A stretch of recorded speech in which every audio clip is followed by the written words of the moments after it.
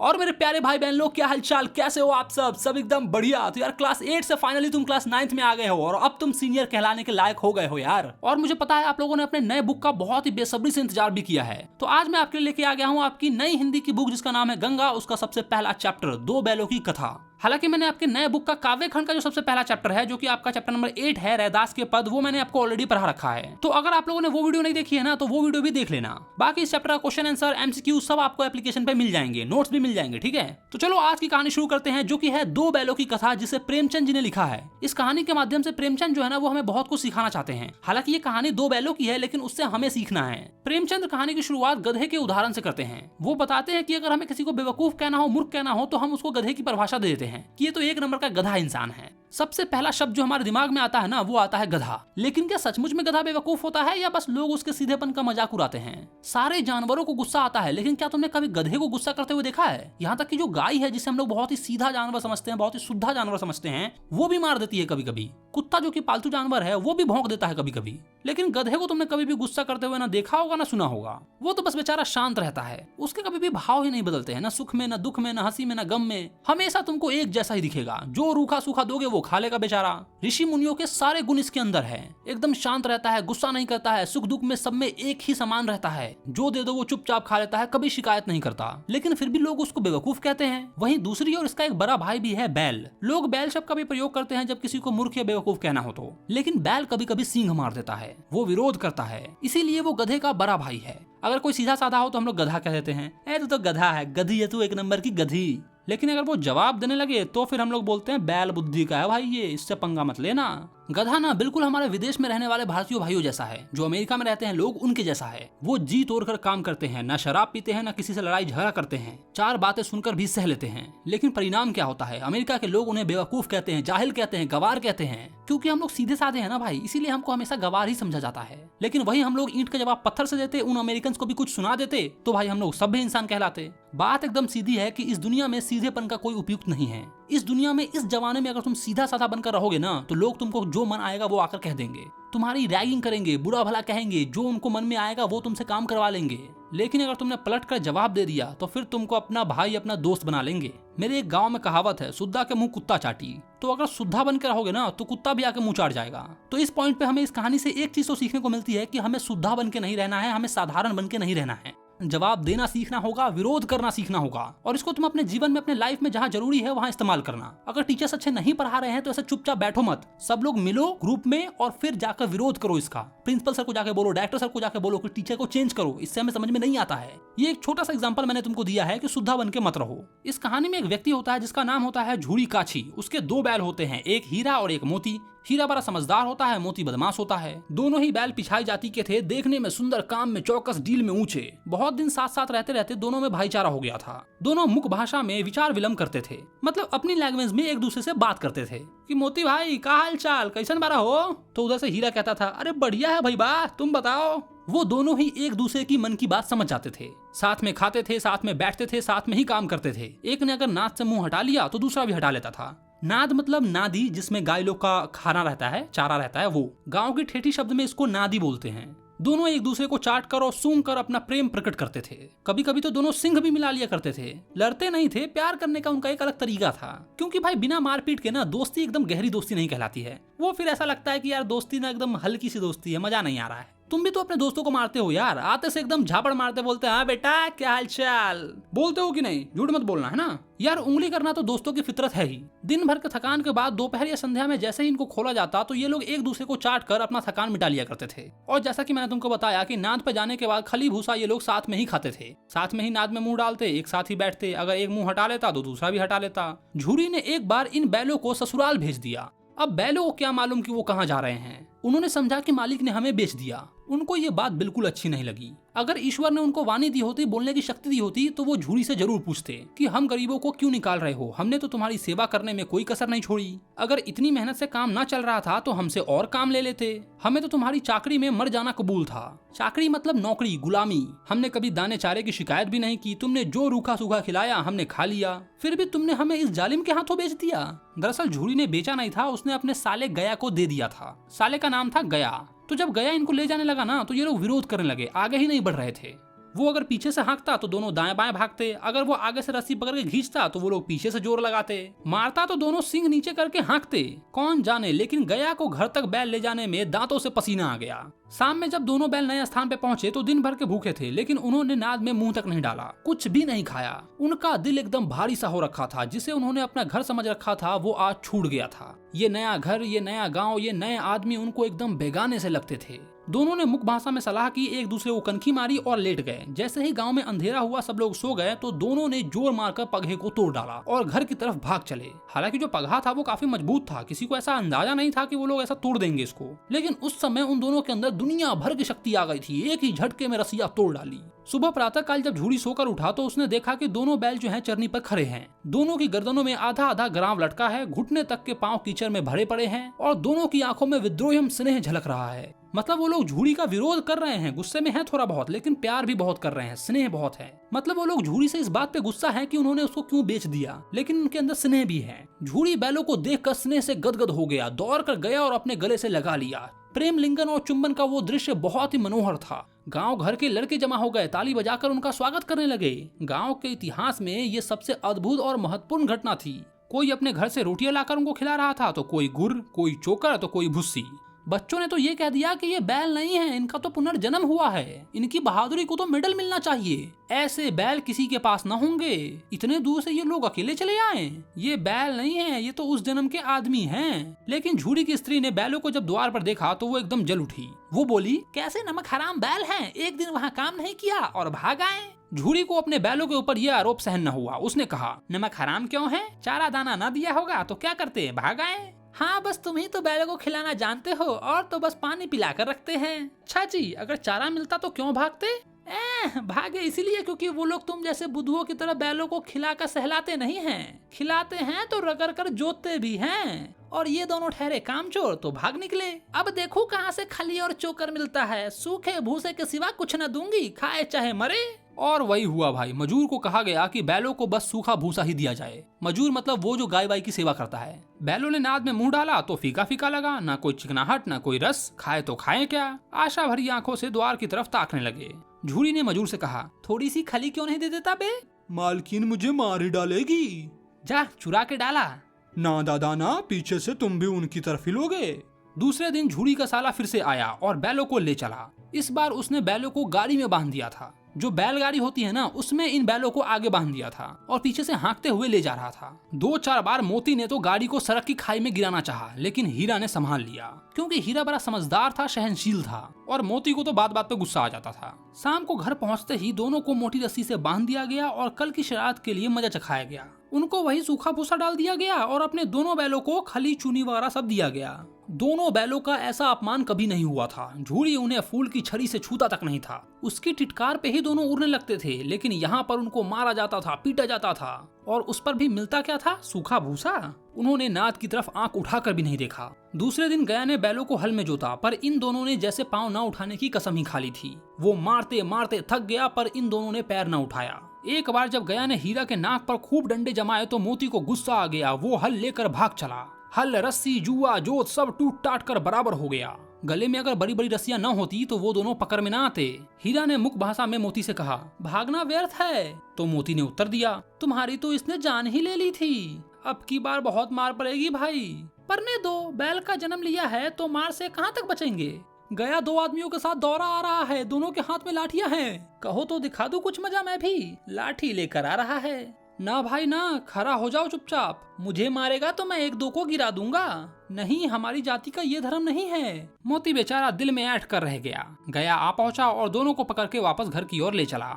ये तो अच्छा था कि गया ने उस वक्त उसको मारा पीटा नहीं, वरना मोती भी पलट जवाब दे देता। आज दोनों के सामने फिर वही रूखा सूखा लाया गया। दोनों चुपचाप खड़े रहे। घर के लोग भोजन करने लगे। उसी वक्त एक छोटी सी लड़की 2 रोटी लेकर आई और इनके मुंह में डालकर चली गई। उस एक रोटी से इनका क्या ही होता, लेकिन दोनों के हृदय को मानो भोजन मिल गया हो। पेट तो नहीं भरा मगर दिल भर गया। उनको ऐसा महसूस हो गया कि यहाँ भी कोई सज्जन व्यक्ति का वास है। लड़की भैरों की थी और उसकी माँ मर चुकी थी। सौतेली माँ उसको बड़ा मारती पीटती थी, इसीलिए वो अपना दर्द इन दोनों बैलों में देखती थी। दोनों दिन भर जोते जाते, डंडे खाते अरते और शाम को थान पर बांध दिए जाते। फिर रात में वही लड़की आती और इन्हें 2 रोटी खिलाकर चली जाती। प्रेम से दी हुई लड़की की 2 रोटी भी इनके लिए बहुत थी। ये उसी की प्रेम की बरकत थी कि 2-2 गाल सूखा भूसा खाकर भी ये कमजोर नहीं होते थे। मगर दोनों की आंखों में रोम रोम में विद्रोह भरा हुआ था। एक दिन मोती ने कहा, अब तो सहा नहीं जाता हीरा, क्या करना चाहते हो? एक आध को सींगों से उठाकर फेंक दूंगा। लेकिन जानते हो, वो प्यारी लड़की जो हमें रोटी खिलाती है वो इसी घर के मालिक की बेटी है। बेचारी अनाथ हो जाएगी। तो मालकिन को ना फेंक दूं? वही तो उस लड़की को मारती है। लेकिन औरत जात पर सींग चलाना मना है, तुम ये बात भूल जाते हो।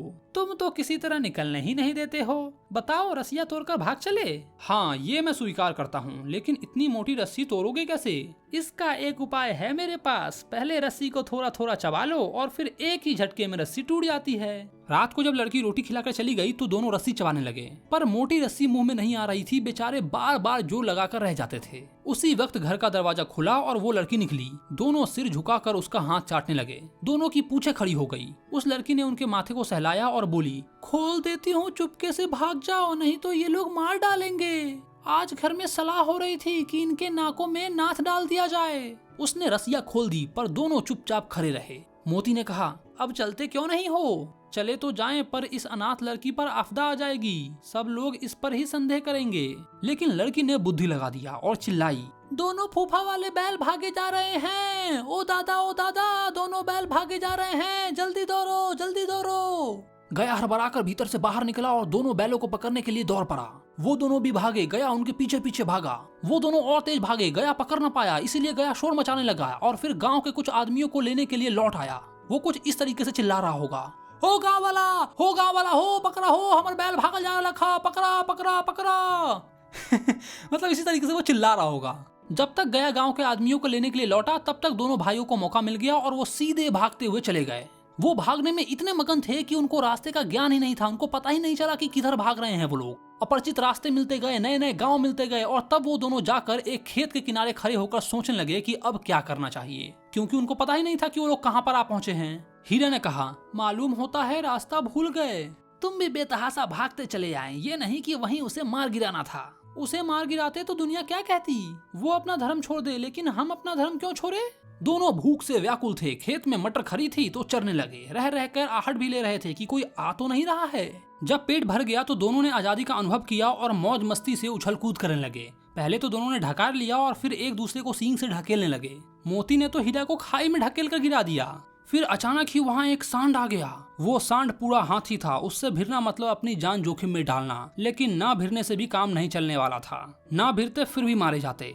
मोती ने कहा, बड़े बुरे फंस गए भाई, कोई उपाय सोचो। ये सांड तो अपने घमंड में चूर है भाई, विनती भी ना सुनेगा। एक काम करते हैं, भाग चलते हैं। भागना कायरता है तो फिर यहीं मरो। बंदा तो 9-2-11 हो रहा है। और जो अगर उस सांड ने दोहराया तो फिर कोई उपाय सोचो जल्दी। उपाय यही है कि उस पर दोनों जने एक साथ चोट करे। मैं आगे से रगेद दूंगा तो तुम पीछे से रगेद देना। दोहरी मार पड़ेगी तब पता चलेगा उसे। मेरी ओर झपटा तो तुम पेट में सींग घुसा देना, और अगर तुम्हारी ओर झपटा तो मैं पेट में सींग घुसा दूंगा। दोनों मित्र ने जान हथेली पर लेके सांड को लपेटने की कोशिश की। सांड को भी एक साथ 2 शत्रुओं से लड़ने का तजुर्बा नहीं था। वो एक एक करके चाहता तो दोनों को मार गिराता, पहले मोती को और फिर हीरा को। लेकिन ये दोनों ही एक साथ वार कर रहे थे, इसीलिए सांड उससे जीत नहीं पा रहा था। एक बार सांड को गुस्सा आया तो उसने हीरा को रगेदा तो मोती ने पीछे से पेट में सींग भोंक दिया। जब वो पीछे मुड़कर मोती को मारा तो हीरा ने पेट में सींग भोंक दिया। ऐसे ही करते करते वो घायल हो गया और अंत में बेचारा भाग गया। दोनों बैलों ने उसका दूर तक पीछा किया, यहाँ तक कि सांड बेदम होकर गिर गया और फिर दोनों बैलों ने उसे छोड़ दिया।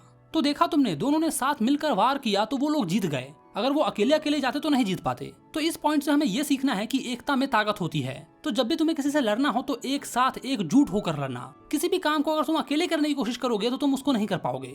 लेकिन वही तुम्हारे साथ अगर तुम्हारे दोस्त आ जाएं, तुम्हारे परिवार आ जाएं, तो तुम्हारे अंदर एक ताकत आ जाएगी और तुम सब मिलकर एक साथ उसका सामना कर पाओगे। एकता में बहुत ताकत होती है, तो इसीलिए एक साथ रहा करो और किसी भी चीज के लिए एक साथ ही आवाज लगाओ। फिर से उसी एग्जांपल से समझाता हूँ कि अगर तुम्हारे स्कूल में अच्छे टीचर नहीं हैं और अगर तुम एक एक करके अपने डायरेक्टर सर के पास जाओगे तो तुम्हारे डायरेक्टर सर तुमको भगा देंगे। लेकिन अगर पूरी क्लास एकजुट होकर जाओगे, स्ट्राइक करोगे, तो फिर उनको टीचर्स को चेंज करना ही पड़ेगा, क्योंकि एकता में ताकत होती है। चलो आगे बढ़ते हैं। दोनों मित्र अपने जीत के नशे में झूमते हुए चले जा रहे थे।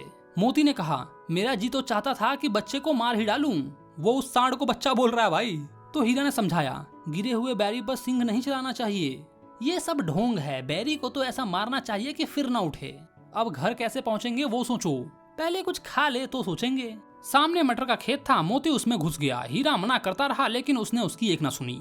अभी 2-4 ग्रास खाए ही थे कि 2 आदमी लाठी लिए हुए उसकी तरफ दौड़ पड़े। हीरा किनारे पर था तो वो निकल गया और मोती को पकड़ लिया गया। हीरा ने देखा कि उसका संगी साथी संकट में है तो वो लौट पड़ा। फंसेंगे तो दोनों साथ फंसेंगे। रखवालों ने उसे भी पकड़ लिया। प्रातः काल दोनों मित्र कांजी हाउस में बंद कर दिए गए। दोनों मित्रों के जीवन में ये पहली बार था कि पूरा दिन बीत गया लेकिन उनको खाने का एक तिनका तक नहीं मिला।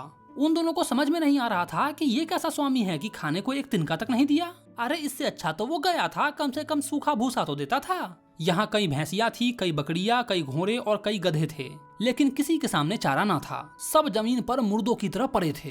कई तो इतने कमजोर थे कि अपने पैरों पर खड़ा हो भी नहीं सकते थे। सारा दिन दोनों मित्र फाटक की तरफ टकटकी लगाकर देखते रहे पर कोई भी चारा लेकर नहीं आया।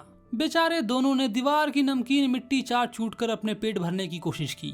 जब रात में भी भोजन न मिला तो हीरा को गुस्सा आ गया। उसके दिल में विद्रोह की ज्वाला दहक उठी। उसने मोती से बोला, अब तो ना सहा जाता मोती। मोती बेचारा सिर लटकाए हुए जवाब देता है, मुझे तो ऐसा लग रहा है कि बस अब प्राण ही निकल जाएंगे। इतनी जल्दी हिम्मत ना हारो भाई, यहाँ से भागने का कोई उपाय निकालो। आओ दीवार तोड़ डालें। मुझसे तो अब कुछ नहीं होगा। बस इतने में ही अकड़ ढीली हो गई। सारी अकड़ निकल गई भाई। बरे की दीवार कच्ची थी और हीरा तो मजबूत था ही। उसने अपने नुकीले सींग से दीवार में मारा तो मिट्टी का एक चिप्पर निकल आया। फिर तो इसका साहस बढ़ गया। इसने दौड़ दौड़ कर दीवार पे चोटें की और हर चोट के साथ थोड़ी थोड़ी मिट्टी गिरने लगी। उसी समय कांजी हाउस का चौकीदार लालटेन लेकर जानवरों की हाजिरी लेने आ गया। हीरा की हरकतें देखकर उसने उसे कई डंडे मारे और मोटी रस्सी में बांध दिया। मोती ने परे परे कहा, आखिर मार खाई और मिला क्या? अपने बूते भर जोर तो मार दिया। ऐसा जोर मारना किस काम का कि और बंधन में पड़ गए। जोर तो मारता ही जाऊंगा, चाहे कितना ही बंधन में पड़ जाऊं। जान से हाथ धोना पड़ेगा। मुझे कोई परवाह नहीं, यूं भी तो मरना ही है। सोचो अगर दीवार खुद जाती तो कितने लोगों की जान बच जाती। इतने भाई यहाँ बंद हैं, किसी की देह में जान नहीं है। 2-4 दिन अगर और यहाँ रह गए ना तो ये सब के सब मर जाएंगे। हाँ ये बात तो है। अच्छा तो ला फिर मैं भी जोर लगाता हूँ। मोती ने भी दीवार में उसी जगह सींग मारा। थोड़ी सी मिट्टी नीचे गिरी और फिर उसके अंदर भी साहस बढ़ गई। फिर तो उसने दीवार में सींग मार मार कर लगभग 2 घंटे के अंदर में दीवार तोड़ ही डाली। दीवार गिरते ही अधमरे परे जानवर एकदम खड़े हो गए। तीनों घोड़ियां तो सरपट निकल गई, मतलब सबसे पहले भाग गई। फिर बकरियां निकली, इसके बाद भैंसे भी खिसक गए, पर गधे अभी तक ज्यों के त्यों खड़े थे। हीरा ने पूछा, तुम दोनों क्यों नहीं भाग जाते? तो एक गधे ने कहा, जो कहीं फिर पकड़ लिए जाए तो क्या हरज है, अभी तो भागने का अवसर है ना। हमें तो डर लगता है, हम यहीं पर रहेंगे। आधी रात से ज्यादा हो चुकी थी और दोनों गधे अभी तक वहाँ खड़े हुए सोच रहे थे कि भागे या न भागे। इधर मोती अपने मित्र की रस्सी तोड़ने में लगा हुआ था। जब वो हार गया तो हीरा ने कहा, तुम जाओ, मुझे यहीं परे रहने दो, शायद कहीं भेंट हो जाए। मोती ने आंखों में आंसू लाकर कहा, तुम मुझे इतना स्वार्थी समझते हो हीरा? हम और तुम इतने दिनों एक साथ रहे हैं, आज तुम विपत्ति में पड़ गए तो मैं तुम्हें छोड़कर चला जाऊं? भाई बहुत मार पड़ेगी, लोग समझ जाएंगे कि ये तुमने ही किया है। मोती ने गर्व से कहा, जिस अपराध के लिए तुम्हारे गले में बंधन पड़ा है उसके लिए अगर मैं मार भी खाऊं तो क्या चिंता।